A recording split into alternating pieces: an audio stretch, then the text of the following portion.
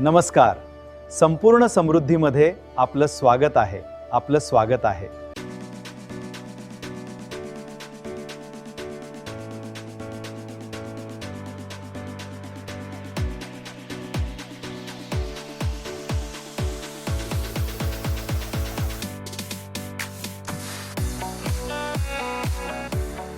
आजचा विषय वारसा नियोजन. तुम्ही मागे काय ठेवून जाणार आहात? लक्ष. तुम्ही संपत्ती निर्माण केली आहे. आता प्रश्न वारशाचा आहे. तुम्हाला कोणता प्रभाव पाडायचा आहे? तुमच्या संपत्तीच्याही पलीकडे टिकून राहील असे तुम्ही काय मागे ठेवणार आहात? विज्ञान स्पष्टीकरण. वारसा विचारसरणी प्रत्यक्षात संपत्ती कमी करीत नाही, तर ती अधिक वाढवते. अभ्यासातून असे दिसून आले आहे की ज्या लोकांचा उद्देश आणि वारसा स्पष्ट असतो ते अधिक चांगले आर्थिक निर्णय घेतात. वारसा हा स्पष्टता देणारा आणि प्रेरणा देणारा असतो.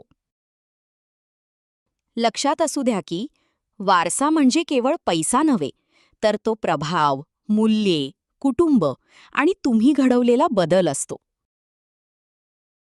कार्यपद्धती, कृतीचे टप्पे. 1. चिंतन करा. तुम्हाला कोणता प्रभाव पाडायचा आहे? कुटुंब, तुमच्या मुलांसाठी कोणता वारसा? समाज, तुमच्या समाजात कोणता बदल घडवायचा आहे? कार्य, कोणत्या कार्याला तुम्हाला पाठिंबा द्यायचा आहे? जग, जगावर कोणता प्रभाव पाडायचा आहे? 2. निश्चित करा तुमचे वारसा विधान, लेगसी स्टेटमेंट. लोक तुम्हाला कशासाठी लक्षात ठेवावेत हे लिहा. पैशाबद्दल नाही, तर प्रभावाबद्दल. विशिष्ट योगदान, पुढे चालवायची मूल्ये. 3. योजना. हा वारसा कसा तयार करायचा? आर्थिक वचनबद्धता, देणे, देणगी, वेळेची बांधिलकी, सेवा, अध्यापन, मार्गदर्शन. मूल्यांचे प्रसारण. तुम्ही मूल्ये कशी पास कराल? व्यवसाय, कौटुंबिक वारसा. 4. अंमलात आणा. तुमचा वारसा आता तयार करण्यास सुरुवात करा. 5. पुनरावलोकन, वार्षिक. तुमचे जीवन तुमच्या वारशाशी जुळलेले आहे का?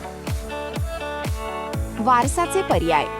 देणे, निधी उभारणे, प्रायोजक शिष्यवृत्ती, समर्थन करणे असे उपक्रम तयार करा. शिकवणे, एक पुस्तक लिहा, अभ्यासक्रम तयार करा, मार्गदर्शक बना. कौटुंबिक, मूल्ये निर्माण करा, कौटुंबिक व्यवसाय तयार करा, पिढीची संपत्ती. समुदाय, काहीतरी तयार करा, संधी निर्माण करा. कल्पना, विचार, शहाणपण, कला यात कल्पना सुचवा. महत्वाची टीप. आपल्या वारशाचे म्हणजे लेगसीचे काम आत्ताच सुरू करा. पुरेसे श्रीमंत होईपर्यंत वाट पाहू शकत नाही. तुमचा वारसा जीवनाला असा अर्थ देतो जो केवळ पैशातून मिळू शकत नाही. आज आपण काय शिकलो? संपत्तीपेक्षा वारसा अधिक महत्त्वाचा असतो. तुमच्या पैशापेक्षा तुमचा प्रभाव अधिक काळ टिकतो.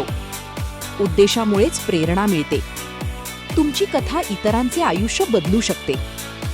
वारसा जपण्याचे कार्य आजच सुरू करा.